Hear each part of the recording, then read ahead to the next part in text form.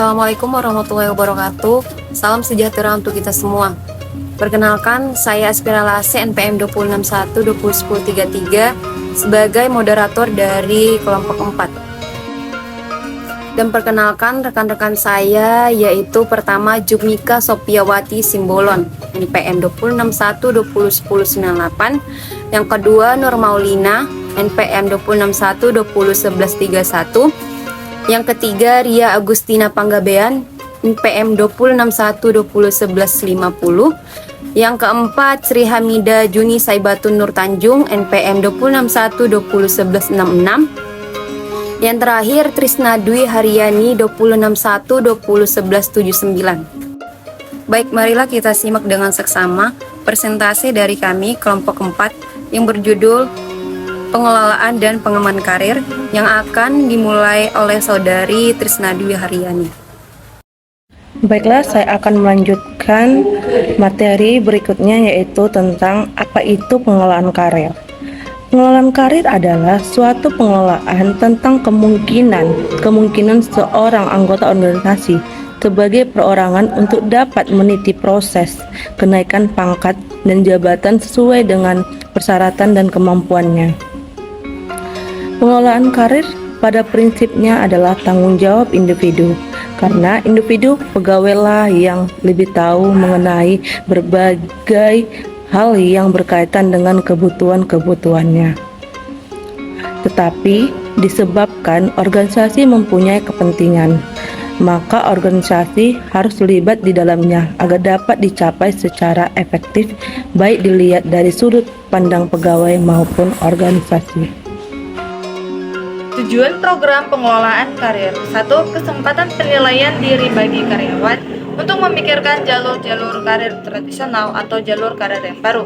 Yang kedua, pengembangan sumber daya manusia yang lebih efisien di dalam dan di antara divisi dan atau lokasi geografis. Yang ketiga, kepuasan kebutuhan pengembangan pribadi karyawan. Yang keempat, peningkatan kinerja melalui pengalaman on the job training yang diberikan oleh perpindahan karir vertikal dan horizontal. Yang kelima, meningkatkan loyalitas dan memotivasi karyawan yang dapat menyebabkan berkurangnya perputaran karyawan. Yang keenam dan terakhir yaitu suatu metode penentuan kebutuhan, pelatihan, dan pengembangan. Langkah-langkah pengelolaan karir terdiri atas hal-hal berikut. 1. Menilai diri sendiri. 2. Menetapkan tujuan karir. 3. Menyiapkan rencana-rencana. 4. Melaksanakan rencana-rencana. Baiklah, saya di sini akan menjelaskan materi selanjutnya, yaitu manfaat pengelolaan karir.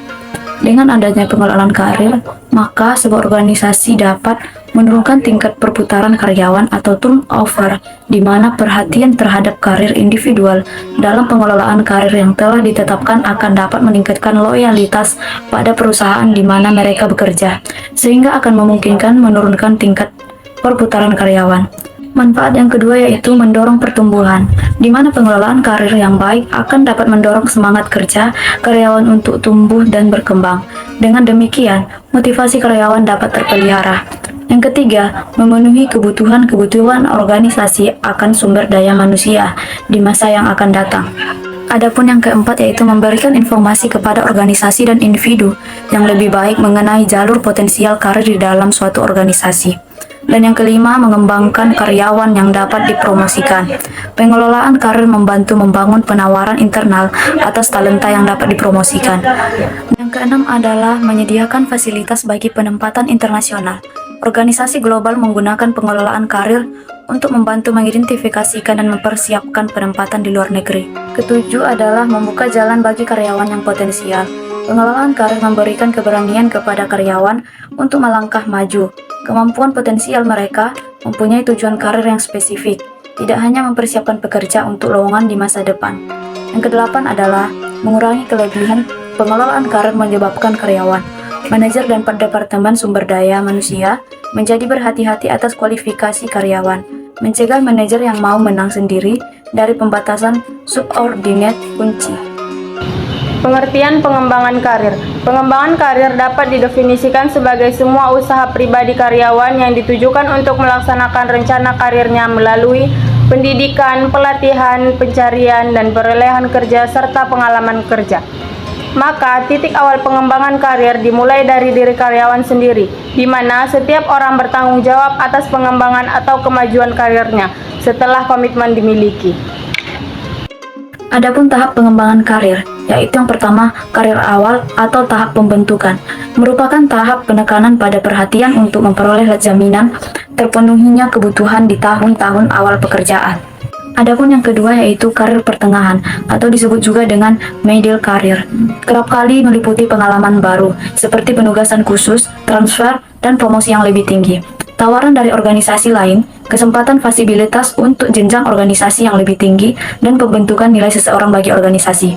Adapun yang ketiga yaitu karir akhir, pemberian pelatihan kepada penerus, pengurangan beban kerja, atau pendelegasian tugas-tugas utama periode karir akhir atau late career adalah agar tetap produktif dan menyiapkan diri untuk pensiun. Manfaat pengembangan karir. 1. Bagi organisasi, di mana pengembangan karir bermanfaat. 1. Menjamin ketersediaan bakat yang diperlukan. 2. Meningkatkan kemampuan organisasi untuk mendapatkan dan mempertahankan karyawan-karyawan yang berkualitas. 3. Menjamin agar kelompok-kelompok minoritas dan wanita mempunyai kesempatan yang sama untuk meningkatkan karir. Yang keempat, mengurangi frustasi karyawan. Nah, manfaat pengembangan karir yang kedua yaitu bagi pegawai atau karyawan. Pengembangan karir identik dengan suatu keberhasilan, karena pengembangan karir dapat bermanfaat. 1. Menggunakan potensi seseorang dengan sepenuhnya. 2. Menambah tantangan dalam bekerja. 3. Meningkatkan tanggung jawab. Selanjutnya, tujuan pengembangan karir. Pertama, organisasi perlu mempertahankan jabatan semula untuk jangka waktu tertentu dengan memberikan ganjaran yang sesuai. Kedua, organisasi perlu memudahkan pekerja pada jabatan lain secara horizontal yang lebih relevan dengan peningkatan dan perbaikan pengetahuan, keterampilan, dan sikap yang dialami pekerja. Yang ketiga, organisasi perlu menginformasikan kepada pekerja secara vertikal untuk mengisi suatu jabatan yang secara struktural lebih tinggi kedudukannya. Sekiranya itu saja yang dapat kami sampaikan. Bila ada kata yang salah, kami mohon maaf. Wabillahi taufiq wal hidayah. Wassalamualaikum warahmatullahi wabarakatuh.